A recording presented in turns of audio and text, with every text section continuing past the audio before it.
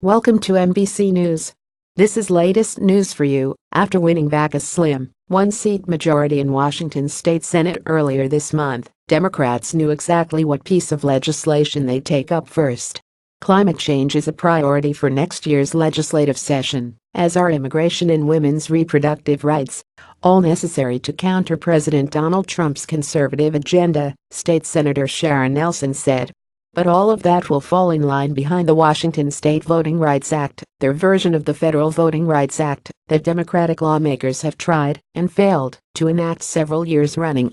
It would repeatedly pass the House, but falter in the GOP-controlled Senate. The odds changed on November 7 when Manka Dhingra, a local prosecutor, beat out her GOP opponent in a special election to represent the 45th District, giving Democrats the majority for the first time since 2012. Her victory would allow the evergreen state to finally pass progressive policies, she told Seattle's Alternative Weekly prior to the election, freeing lawmakers and previously killed legislation from the handful of people who hold the state Senate hostage. That includes the voting rights bill.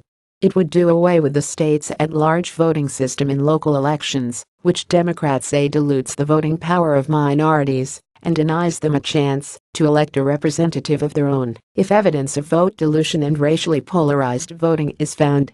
It would not affect state elections. After the Supreme Court gutted the Federal Voting Rights Act in 2013, this legislation also aims to give Washington state its own set of voter protections. We need to provide every protection that we can, because I don't have faith in the current administration in Washington, Nelson said. However, some state lawmakers see a different motive behind Democrats' bill and advocate a different solution. Representative Matt Manueller, a Republican who represents a rural conservative district in the middle of the state, said he is concerned the bill would increase frivolous lawsuits against localities, particularly small rural areas. Why don't you apply this to the bigger communities, where you get a critical mass of voters and we have competitive elections, he said. Manueller said he has tried to propose that kind of option, but it was rejected by House Democrats. He accused Democrats of trying to change the rules to bolster their strength in local races, particularly in areas where he said the party has difficulty winning elections. This bill is about money and power, and not about minority rights in any way, he said. If they change the rules, they will have a farm team to take on legislative races. Still, with Democrats in control of the state legislature and the governor's office, Nelson, who is also the state Senate leader, said she's confident the bill will become law. Currently, in cities around the state, there are no local election districts, which means candidates have to get the votes of an entire city rather than a specific district within a city for seats on the city council or school board. This has led many towns, particularly with large, or even slim, white majorities, to have little or no minority representation in locally elected bodies, Nelson said.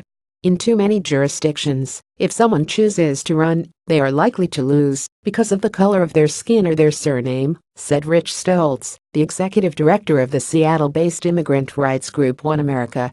In 2012, the Washington State American Civil Liberties Union sued the city of Yakima under the Federal Voting Rights Act, claiming the voting system discriminated against Latinos. No Latinos held elected office, despite making up roughly 40% of the city's population. In 2014, a federal judge agreed, saying the majority routinely suffocates Latino voting preferences. The Washington ACLU was again successful in a similar lawsuit against the city of Pasco. As a result, several Latino candidates were elected in both cities, most recently in the November election. The voting rights bill, which is slated to be introduced in the 2018 legislative session, would work similarly to the Federal Voting Rights Act, but Nelson said it would make it easier for a resident to sue a city to change from at-large to district-based voting. If challenged by the city, the case would also go through state court rather than federal courts. Suing under the Federal Voting Rights Act is tremendously expensive and requires years of litigation, said Stoltz, the immigrant rights group executive director. It's very difficult for individuals to challenge voting systems under federal law. Justin Levitt, a voting rights expert and law professor at Loyola Law School in Los Angeles, said Washington's bill is not necessarily representative of a trend, but rather an example of states moving ahead of the federal government. States such as California and Illinois have their own versions of the federal law, as well. The Federal Voting Rights Act is very powerful and good at some things, he said. It could use a state backdrop, and it doesn't surprise me that states would want to put in place their own protections for minority voting rights.